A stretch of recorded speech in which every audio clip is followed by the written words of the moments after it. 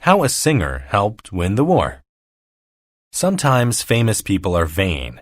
They only care about themselves. But Josephine Baker was an exception. In the 1930s and 1940s, Baker was one of the most famous women in France.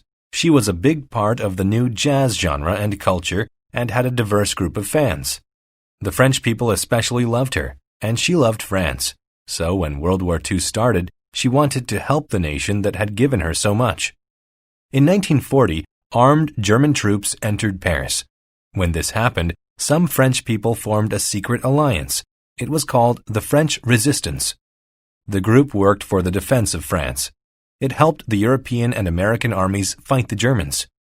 Baker was an important member of the resistance. She had 3 jobs. The first was to carry messages to and from other members. The messages were written in code on her sheets of music.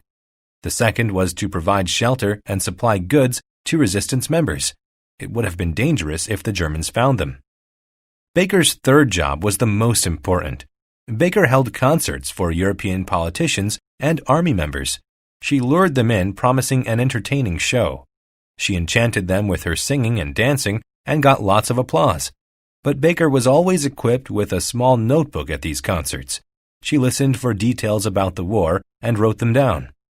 Baker sorted the details and gave authoritative reports to the resistance. Some thought Baker's fame would be an obstacle.